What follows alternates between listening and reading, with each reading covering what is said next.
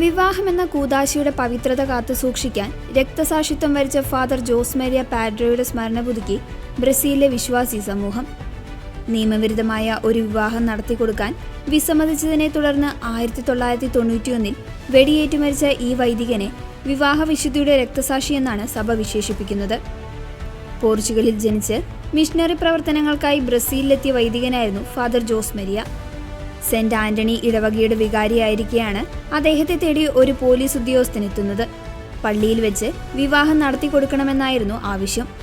എന്നാൽ നടത്തിയ അന്വേഷണത്തിൽ ആ വ്യക്തി നേരത്തെ വിവാഹിതനാണെന്നും അദ്ദേഹത്തിന്റെ ആദ്യ ഭാര്യ ജീവിച്ചിരിപ്പുണ്ടെന്നും വൈദികൻ കണ്ടെത്തി. കത്തോലിക്ക സഭയുടെ നിയമപ്രകാരം ജീവിച്ചിരിക്കുന്ന പങ്കാളിയെ ഉപേക്ഷിച്ച് മറ്റൊരു വിവാഹം സഭാപരമായി സാധ്യമല്ല.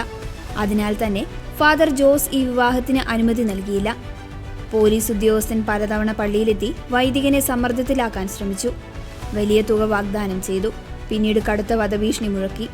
എന്നാൽ സഭയുടെ നിയമങ്ങൾ തെറ്റിക്കാൻ അദ്ദേഹം തയ്യാറായില്ല.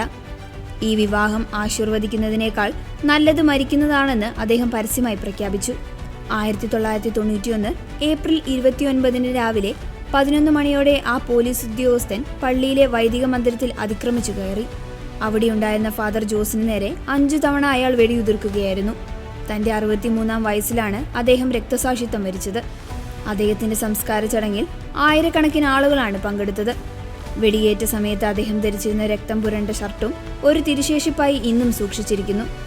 വിശുദ്ധ ജോൺ ദി ബാപ്റ്റിസ്റ്റിനെ പോലെ അധാർമികമായ ബന്ധങ്ങളെ അംഗീകരിക്കാനാകില്ല എന്ന് ഉറച്ചു പറഞ്ഞതിനാണ് ഫാദർ ജോസും കൊല്ലപ്പെട്ടത്.